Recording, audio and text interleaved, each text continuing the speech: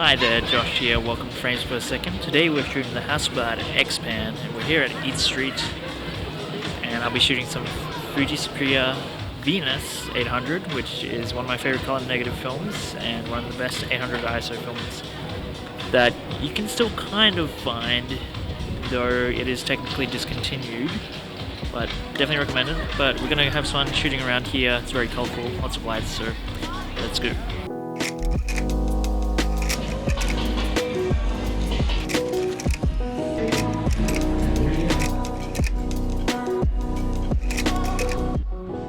Okay, so Fuji Superia 800 Venus is one of my favorite film stocks, and unfortunately it is discontinued, but I do have a heap of it in the freezer, so I thought shooting the X-Pan, don't have it for long, so might as well shoot one of my favorite films with it, and just to get you something a little bit different as well from what I've been mostly shooting lately, I just thought I'd go to Eat Street and try get the nice colors that it really renders quite nicely. I will say Fuji is fantastic at replicating true to life colors, and even though I do prefer a warmer look most of the time, when it comes to artificial lighting, mixed lighting, and just like artificial coloring situations, I think Fuji really handles it the best. And because for these kind of environments you really do want to see the colors as they are rather than a more warmer version of it, just to play with the contrast of it all as well. And yeah, like as you can see right in front of you, it renders the colors incredibly well and really nicely. And for 800 speed film, it's not crazy grainy, and it kind of is very similar to Natura Superior 1600, obviously because of the type of film stock it is.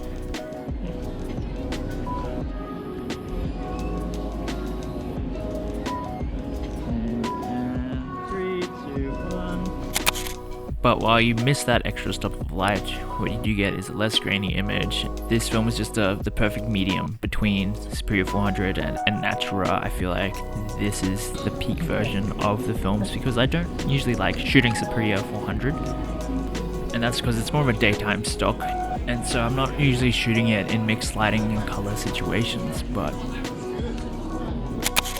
if you're going out at night, I think Fuji is the better film to use for nighttime. Unless you're going for a tungsten-y sinister look, but yeah, I think for darker situations with artificial lighting, Fuji is definitely better for that because you do get the accurate colors. While I like Kodak for the daytime because I do like that warm look and good skin tones. But when you're shooting with mixed lighting, skin tones aren't as much of an issue because you are getting like different colored lights hitting the skin and it's going to make it look different anyway. And I really did enjoy shooting this location with the X-Pan because there's a lot going on, and even if like you do a shot that could work pretty well in the standard 35mm aspect ratio, there's enough going on that the widescreen frame isn't lost, and so there's a lot you can actually put into it. And yeah, I think these images turned out pretty great, and there's good detail. I was kind of shooting around, I guess, a 60th. I definitely was shooting at more of a 60th of a second at f4 with this. And I do kind of wish there was a way to make the X-Pan lens faster, but because of what it's doing, the field of view it's creating, it's a lot harder to get that faster lenses with the faster aperture. But I still think these photos turned out pretty great, and this was like a really good way to kind of show off how Superior 800 Venus works, and also just how nice the X-Pan frame is, and it's a camera that I really wish I could afford.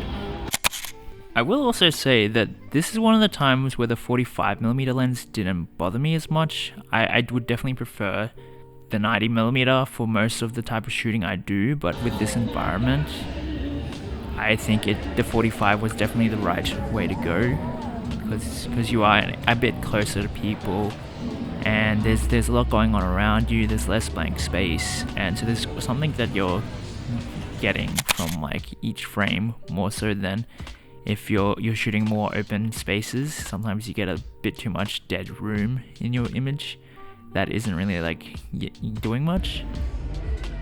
And so I think this location was kind of perfect for the 45mm, though I do think the 90mm could have got some nicer bokeh kind of shots, but it's not really what I was going for anyway. I really wanted to see the color, the environments, and they turned out pretty damn great.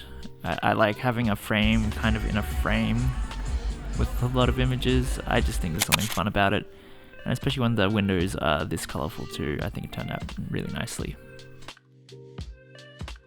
And yeah, I mean, yeah, I will do a proper in-depth review of the camera after a few more of these videos, just about all the features and everything, but I will say the ergonomics is really nice. There's rarely a shot that's out of focus, but part of that is also because I am getting these wider shots, so it's more towards the infinity anyway.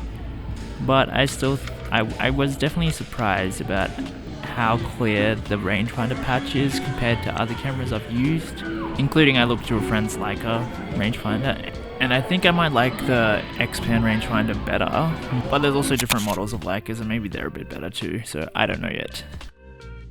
I shot this, it was kind of afternoony, but because it was very cloudy, it did seem a bit more like night, but there was still a bit more light than I would have got if I did shoot this later. Like, I think it would have been almost impossible to shoot it exactly at night without losing a lot of detail in the shadows, just because the lens is so slow. And even though it is 800 speed film, some of these lights aren't as bright as they look. And there's definitely some shots I might have rated at 400 too, though I don't think a lot of them were. I think this is one of the few times I actually shot a lot of a roll at box speed, usually overexposing just to get more shadow detail. Now, the film was discontinued back at the start of 2019, I think, and for a while it stayed a decent price, but now it's super expensive. I think you're probably looking around $50 or $100 per roll, looking online, looking on eBay and stuff. I really wanted a shot of this saxophone player playing their saxophone, but it never ended up happening, unfortunately. And so that was kind of disappointing me, but the prayer hands work and give it a little bit of something, but yeah. But it is still around, especially in Japan. I do believe they still sell it in stores, but the expiry I think is like 2022 or 2023, I think. Which is, I mean, if you put it in the freezer, it's definitely going to last a lot longer. And I definitely have quite a few rolls in the freezer because I like this film a lot. And kind of after Natura kind of disappeared, and this was still going for a decent price, I knew that a discontinuation was coming, so I kind of stocked up a bit, though I do feel like I need to be a bit more precious with it. But we were shooting the X-Pan, so I thought this definitely deserved a go with the Superia 800 Venus. And I think a lot of these shots turned pretty great, and the color rendition is fantastic. So if you can get your hands on it, definitely recommend using it and shooting with it at least once in your life.